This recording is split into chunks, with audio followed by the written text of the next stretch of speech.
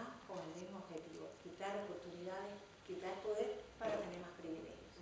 Alle Formen der Diskriminierung haben dieses gemeinsam. Es sind Formen, eben Möglichkeiten, Potenziale und Macht den Menschen wegzunehmen, damit andere mehr haben. Entonces, si el socialismo es una propuesta de emancipación del ser humano para evitar cualquier forma de discriminación, cualquier proyecto de transición socialista tiene que proponerse abarcar la justicia social en todos los ámbitos de la vida. Und wenn also das sozialistische Projekt ein emanzipatorisches Projekt ist für die Menschheit, für alle Menschen, dann heißt es, dass die sozialistische Transition, die Transition eben für die soziale Gerechtigkeit kämpfen muss. Und das heißt eine soziale Gerechtigkeit im ganzen Spektrum, in allen Sektoren der Gesellschaft. Por eso, a partir de las experiencias que se adquirieron a partir de los años 60 en la lucha por los derechos de la mujer, que después se fue enriqueciendo, sistematizando, profundizando con las teorías de género, que permitieron demostrar que para llegar a una relación equitativa y de derechos entre el hombre y la mujer, no solamente se debe trabajar la realidad de la mujer, sino también la realidad del hombre.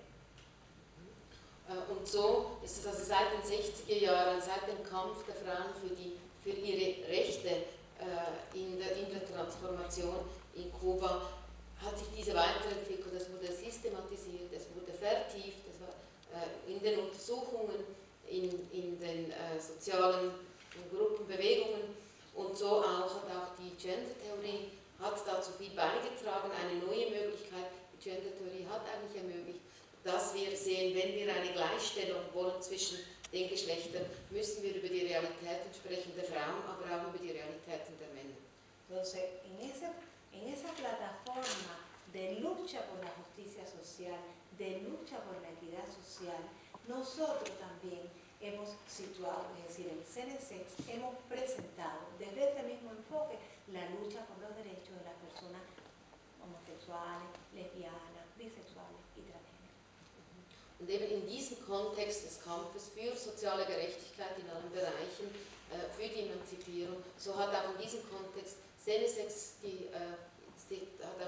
ihre Strategie und ihre Arbeit weiterentwickelt, weshalb eben genauso wie die soziale Gerechtigkeit in anderen Feldern eben auch die Rechte der Homosexuellen, der Lesben, der Bisexuellen, der Transsexuellen garantiert werden müssen. Y uno de los recursos que utilizamos, bueno, es el Programa Nacional de Educación Sexual. Und eines der Instrumente, der Mittel, die wir dazu benutzen, ist eben dann das nationale Programm für Sexualerziehung. Creado en 1972 por iniciativa de la Federación de Mujeres Cubanas. Ein Programm, das entstand 1972 aufgrund von Initiative der FMC, der Frauenföderation von Kuba. Donde se ha involucrado como actores principales al Ministerio de Educación, de Salud y de Cultura. Das war ein Prozess, in dem integriert waren eben auch das Erziehungsministerium, das Gesundheitsministerium und das Kulturministerium. Junto con la Federación de Mujeres Cubanas y los Jóvenes Comunistas. Und dies zusammen eben mit der FMC und auch zusammen mit der kubanischen kommunistischen Jugend. Y bueno, justamente este programa con un enfoque multidisciplinario e intersectorial se estableció, o sea, condujo a que en el primer Congreso del Partido Comunista de Cuba se acordara la educación sexual como política de Estado. Und so wurde es erreicht in dieser Zusammenarbeit der Akteure, die ich genannt habe, dass eben am ersten Kongress der kubanischen kommunistischen Partei die Sexualerziehung als nationale Politik erklärt wurde. Esto quiere decir que además el Estado se hace responsable de establecer un presupuesto para desarrollar todas estas acciones que corresponden al programa. Und dies war sehr wichtig, denn damit anerkennt der Staat oder die kubanische Regierung die Verantwortung und stellt auch dazu für diese Umsetzung ein Budget zur Verfügung. Y que incluso todas las acciones educativas y comunicativas que estamos desarrollando para promover el respeto a la libre orientación sexual e identidad de género también sean financiadas por el Estado. Und so ist es auch so, dass wir unsere Arbeit, die Programme für die respektive Entscheidung der sexuellen Praktik, der Genderidentität, dass dies eben auch finanziert wird aus dem Staatsbudget. Entonces, bueno, este programa contempla acciones en el Ministerio en el Sistema Nacional de Salud, acciones del Ministerio de Educación. Ya en el 96 se logró el programa de educación sexual en las escuelas. Und so wird es konkret umgesetzt in Programmenarbeit im Gesundheitssystem, im öffentlichen Gesundheitssystem von Kuba, wie auch in den ganzen Bildungsinstitutionen. Seit 1996 ist es offiziell, dass die Sexualerziehung Teil der offiziellen Grundausbildung in den Schulen La creación de comisiones de trabajo en cada provincia y municipio del país para coordinar estas acciones a nivel local. Und es gibt Arbeitsgruppen auf Gemeindeebene in verschiedenen Regionen, die es ermöglichen, eben dann eine Zusammenarbeit weiterzuentwickeln. Y bueno, los distintos apoyos que debemos establecer, alianzas que debemos establecer con otras organizaciones de la sociedad civil, organismos centrales del Estado y organizaciones políticas. Und so Teil davon auch ist unsere Strategie, dann die Allianzen einzugehen mit anderen Akteuren der Zivilgesellschaft, mit Institutionen des Staates. Ja, desde 1979 se atiende a las personas transexuales. Seit 1979 gibt es eine Begleitung, eine Betreuung transsexueller Menschen. Ningún transexual cubano se ha suicidado porque ha mantenido desde entonces un apoyo, un acompañamiento psicológico. In Kuba gibt es bis heute keinen Selbstmord eines transsexuellen Menschen, weil alle transsexuellen Menschen, die so erkannt werden, eine medizinische, psychologische Begleitung erhalten. Un trabajo de sensibilización con la familia y la comunidad donde vive. Ebenso eine Bewusstsein, eine Sensibilisierungsarbeit mit den Familienmitgliedern transsexueller Menschen, wie auch der Gemeinschaft, wo sie wohnen. Se garantizan sus tratamientos hormonales, sus operaciones de feminización o masculinización antes de hacer la reasignación sexual. Ebenso auch die ganze Hormonbehandlung und Teiloperationen, die sie wollen, eben als Transmann oder als Transfrau, bis dann schlussendlich die chirurgische Umwandlung, die Neuassignation des Geschlechtes vollzogen werden kann. Y a partir del 2008 se aprobó una resolución del Ministerio de Salud Pública que incluye también la cirugía de reasignación sexual, totalmente cubierto todo por el Sistema Nacional de Salud Pública. Und seit 2008 ist es eine Tatsache, dass in Kuba auch die chirurgische, vollendlich schlussendliche Geschlechterumwandlung stattfinden kann im Rahmen der staatlichen Gesundheitsversorgung. En enero de este año, en la Sociedad Científica de Estudio de la Sexualidad se aprobó por Asamblea General un documento para promover la despatologización de la transsexualidad. Und es wurde im Januar dieses Jahres auch ein Dokument verabschiedet, das vorantreiben soll, also das vereinigt verschiedene Akteure auf der wissenschaftlichen und ministeriellen Ebene, damit diese Diskriminierung beendet werden kann. Y es curioso porque en algunos países temen avanzar en este proceso de despatologización de la transexualidad por temor a perder su derecho en los seguros de salud y la salud pública.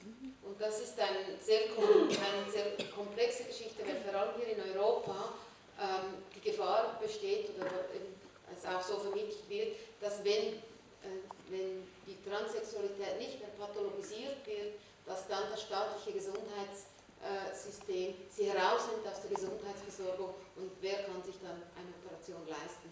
Also das ist eben nicht geschehen in Kuba.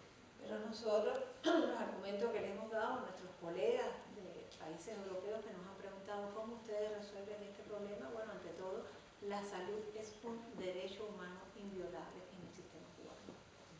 Und europäische Kolleginnen und Kollegen, die uns gefragt haben, wie habt ihr das gemacht, dass durch die Aufhebung der Krankheitsdefinition, dass es trotzdem Teil der Gesundheitsversorgung ist.